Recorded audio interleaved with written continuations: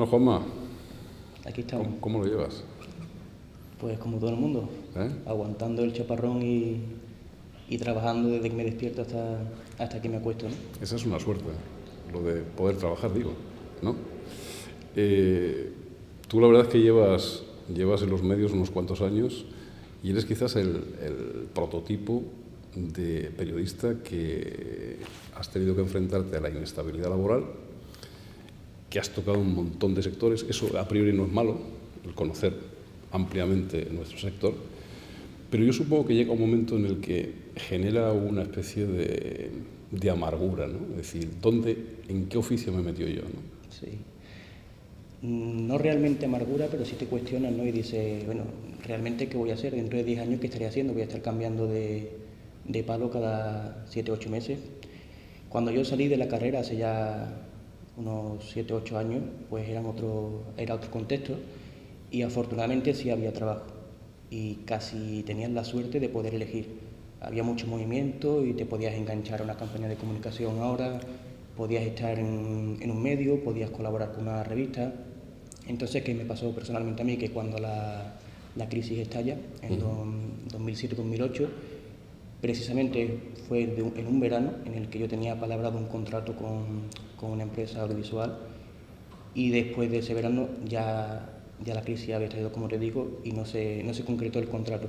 Entonces todas esas personas que estábamos como yo, que nos estaba gustando el tener diferentes experiencias y probar en distintos campos, pues nos vimos un poco más desprotegidos en primer momento, ¿no? Una desprotección que después se amplió al resto de compañeros y que nadie estaba realmente... Y una curiosidad, Juanma, cuando estáis estudiando la carrera, ¿se os avisa, entre las cosas que se os enseñan, se os avisan de que eso es lo que hay en la calle o os pide sorpresa de entrada?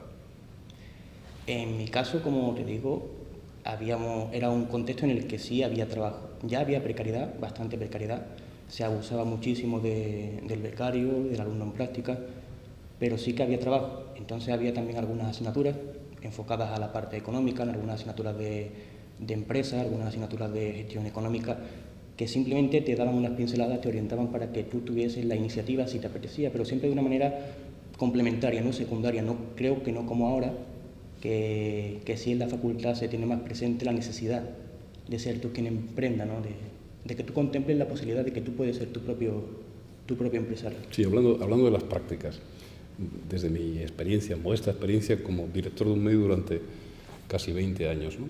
Yo me acuerdo que a las decenas y decenas de periodistas ya que pasaron por el medio que yo dirigía, pues yo fundamentalmente les daba la bienvenida a todos, ¿no?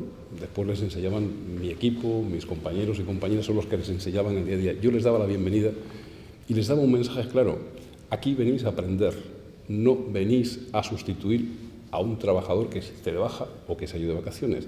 Lo digo porque esa es una de las críticas que yo he oído sistemáticamente en nuestro sector, que se utiliza a los becarios como mano de obra barata.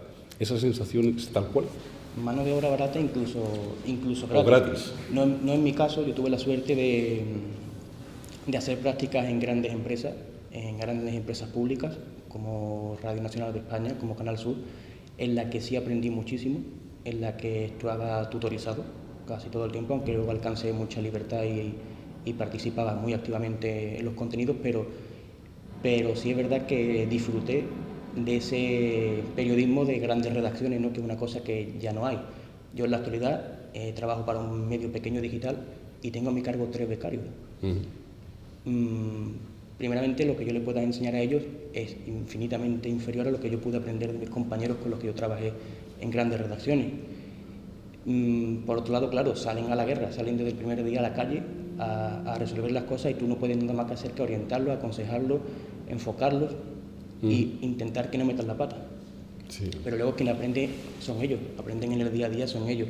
Y sin embargo, la situación es tan dramática de que no tienen remuneración ninguna.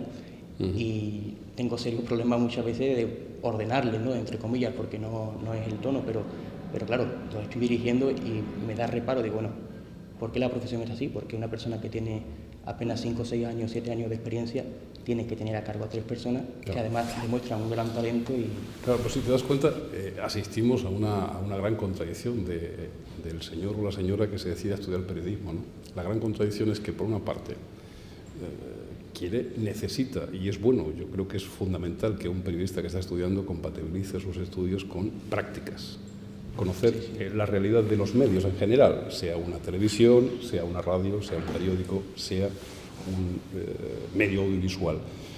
Pero claro, ¿dónde o quién fiscaliza a quién? Yo creo que ahí el trabajo fundamental está por hacer. Yo creo que en el caso que conozco, que es el de Sevilla, está por hacer, que la Facultad de Comunicación, los responsables en cada época de la Facultad de Comunicación, ejerciesen ese control, porque al final aquí todos sabemos perfectamente si se utiliza un becario como redactor, como mano de obra barata o no se utiliza, porque al final todo se sabe y porque tu trabajo está exponiéndose públicamente, ¿me entiendes?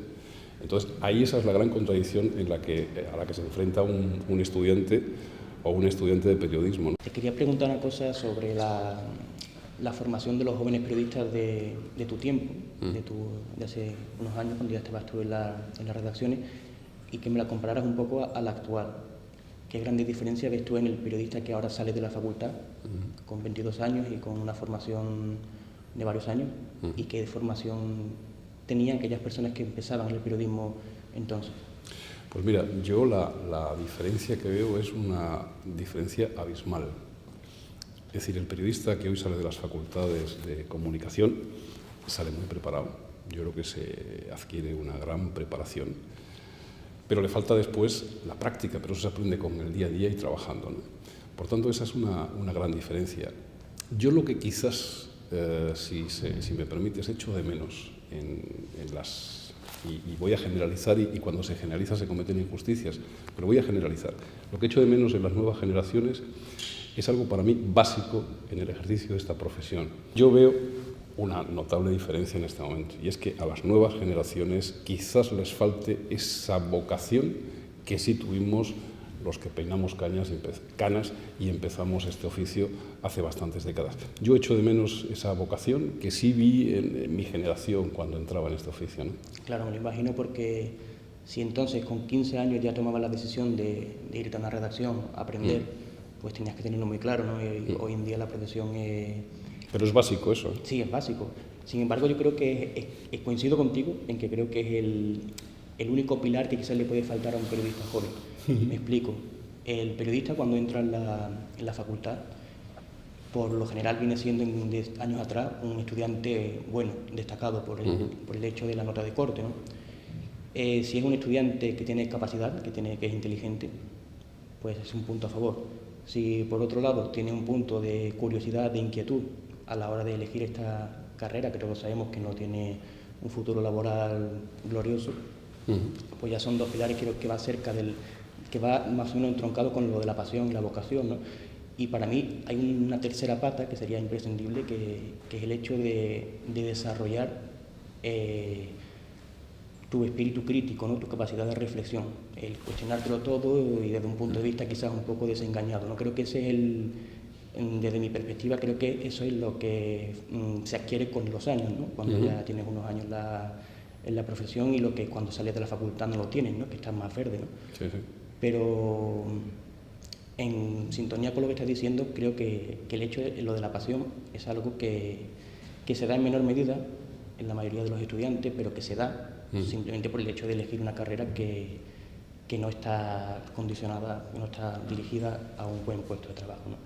Entonces, teniendo en cuenta esa circunstancia de ese perfil que tiene el periodista joven de hoy en día, que tiene talento y que tiene formación y que adquirirá o lo tiene ya de entrada ese carácter crítico, pues yo creo que tiene todos los miembros necesarios para reconducir la situación del periodismo, ¿no?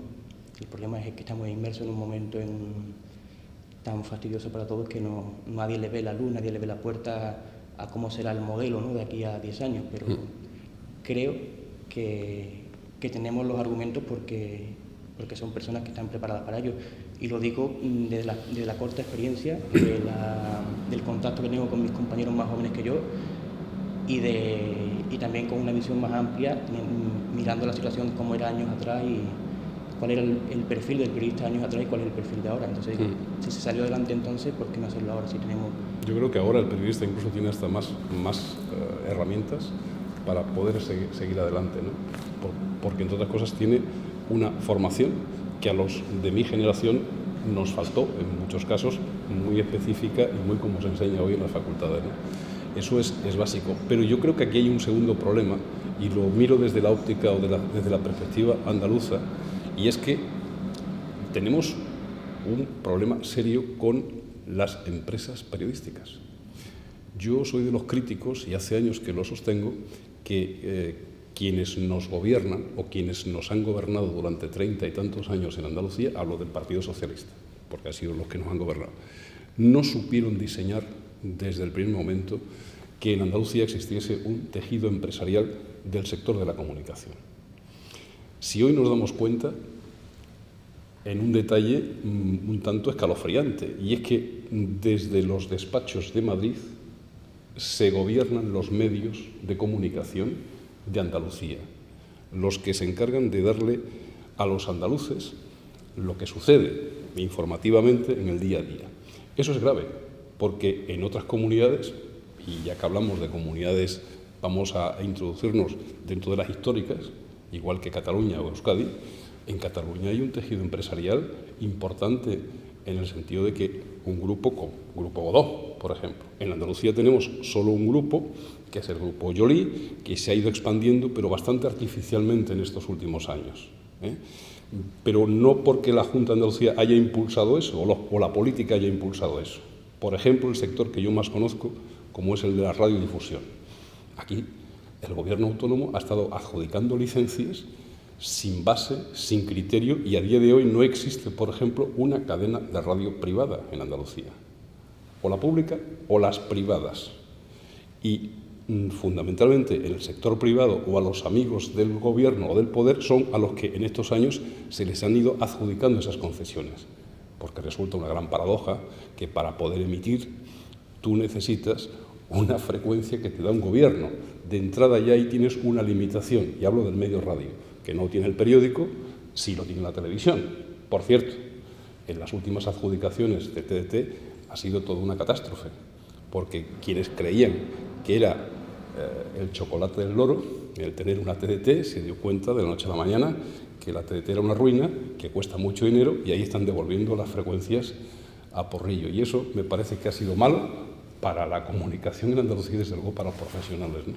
Y considerando los problemas que tenemos hoy en día, que casi todos van a caballo con la precariedad laboral y con el modelo empresarial que tenemos, ¿cuáles eran aquellos grandes problemas hace 25 o 30 años? ¿Coincidían en parte? ¿Tenían paralelismos o no? Bueno, en aquella época, ten en cuenta que los periodistas salíamos de una dictadura, hicimos una transición. En el caso de Andalucía se nos planteó a los andaluces la oportunidad de ser autonómicos, de tener nuestra propia autonomía. Por tanto, yo creo que en esa época, en esos primeros años, el periodista en general éramos bastante militantes. No militantes de un partido, sino de una causa. En este caso, ¿por qué Andalucía no iba a acceder a su autonomía como accedió otras comunidades? Yo creo que ahí los periodistas jugamos fuerte. Yo recuerdo que en esa etapa era el responsable de informativos de la SER, que era propiedad de la familia Fontán, y me acuerdo que después de aquel famoso referéndum del 28 de febrero, por ejemplo, se nos pidieron toda clase de explicaciones desde el gobierno de la UCD, uno de cuyos miembros de la familia era ministro, Antonio Fontán, que en paz descanse. Se nos pidieron infinidad de informes, y yo tuve que intentar justificar que, en este caso, la SER en Andalucía no había estado jugando descaradamente al sí en el referéndum, ¿no? Lo digo porque en aquel momento resultó bastante duro, pero los periodistas éramos bastante militantes, ¿eh? Yo creo que esa es una de las claves para entender cómo va a ser el periodismo a medio plazo. Creo que la profesión necesita un compromiso que reúna la fuerza de todos los compañeros. En aquel caso era un compromiso encaminado para derrocar el pasado de la dictatorial y crear una democracia libre, ¿no?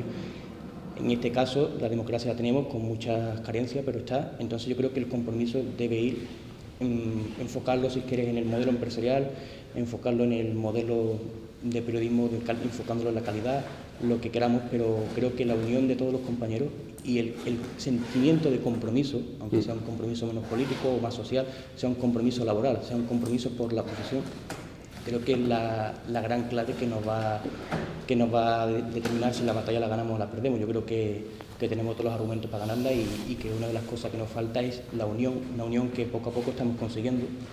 Yo veo mucha más unión ahora que hace 5 años. Sí. Se ha avanzado mucho no solo en materia del colegio profesional, que está en formación, pero hay más compañeros que están asociados, hay más compañeros que asisten a reuniones, hay más compañeros que entran en foros. Se habla más de los problemas del periodismo, aunque ya estaban hace 5 años, pero se habla más.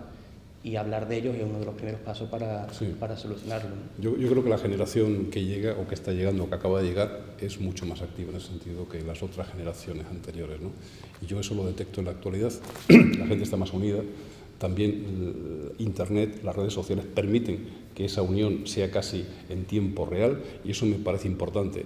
Y a las pruebas me remito de manifestaciones y concentraciones en las que han sido asistido la gente masivamente, ¿no?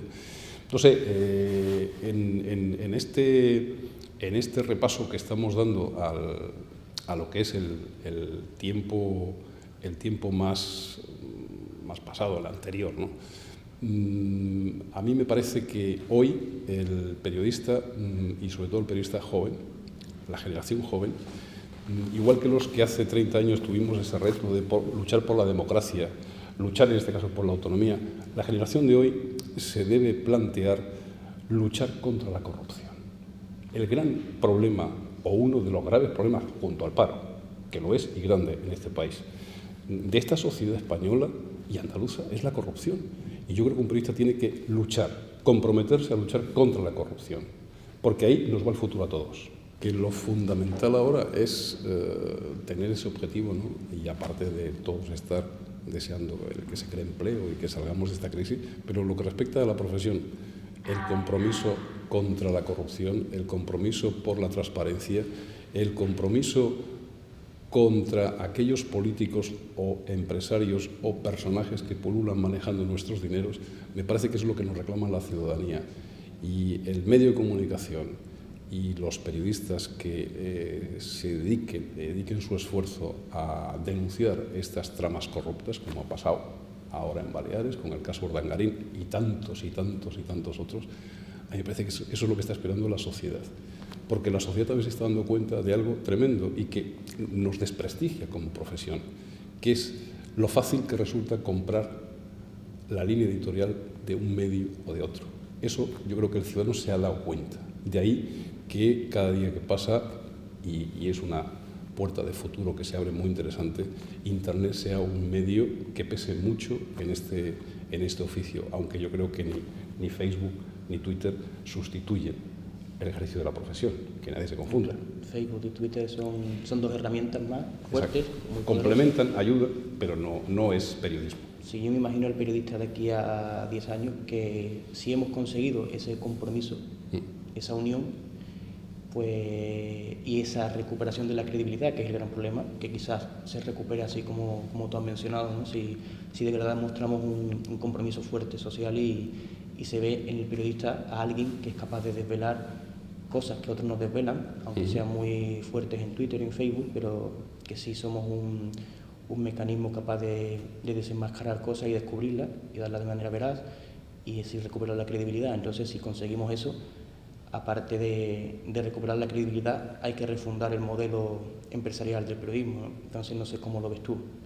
Ahora mismo los primeros pasos parece que ya anuncian una gran especialización, ¿no? Sí, se están desintegrando periódicos generalistas y sus redacciones se están haciendo pequeños grupúsculos con nuevos medios muy especializados y todos aquellos que están logrando algo que funciona un poco tienen un denominador común, entre otras cosas es la calidad que dan, ¿no? Es como mostrar un producto muy cuidado, muy distinto a lo que abunda en Internet sobre todo y parece que va por ahí los tiros, no sé si tú lo ves así. Sí, yo coincido contigo. Creo en la especialización, creo que además el periodista tiene que, evidentemente, saber casi de todo, ¿no?